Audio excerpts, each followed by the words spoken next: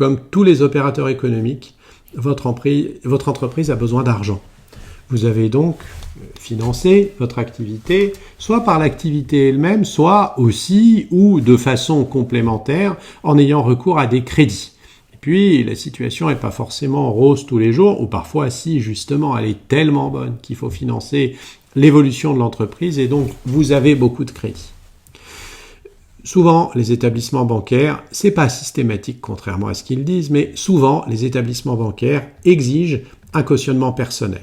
Vous savez que votre entreprise commence à rencontrer des difficultés et vous risquez de tout perdre. Nous connaissons ces situations et notre métier est d'accompagner des dirigeants d'entreprise ou des entreprises qui sont dans des situations comparables. La première chose, c'est que l'audit de l'entreprise, surtout lorsqu'elle n'a pas de conseil juridique, l'audit de l'entreprise révèle souvent des choix qui juridiquement ne se sont pas avérés opportuns. Souvent, ce premier audit de l'entreprise qu'on mène avec l'entrepreneur permet de résoudre un certain nombre de difficultés. C'est juste le temps passé à faire l'audit qui permet de résoudre le problème et puis ça rentre dans l'ordre assez rapidement. On gère la question du flux de trésorerie et on arrive à sauver la situation de l'entreprise ou en tout cas la remettre dans l'ordre. Parfois, la situation est plus complexe. Il faut gérer des relations avec des établissements de crédit qui ne font pas de cadeaux. Et puis, vous savez, les établissements de crédit, c'est comme les amants des chansons de Brel.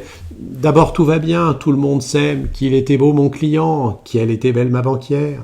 Et puis ensuite, quand les choses se dégradent, le client, il donne pas assez, il met pas assez sur le compte. La banquière, elle est pas contente. Et puis à la fin, elle dit que c'est pas elle, c'est le service des affaires spéciales. Et le service des affaires spéciales, souvent, quand on y a recours, on n'est pas dans une situation confortable. Il y a pourtant des solutions. Il y a des solutions qui résultent du droit du crédit et de la consommation.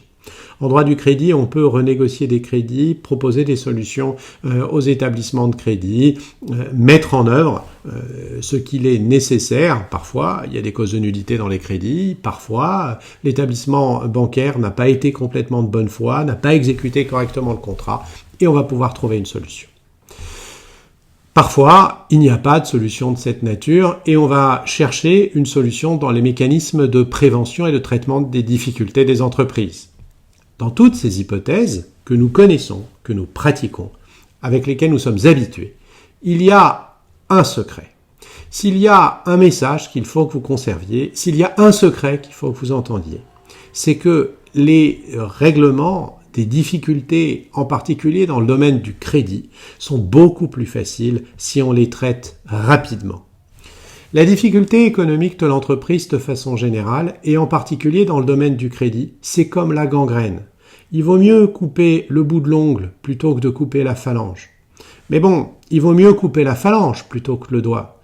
Et il vaut mieux couper que le doigt plutôt que le bras. Et quand on n'a pas coupé le bras, malheureusement, c'est fini.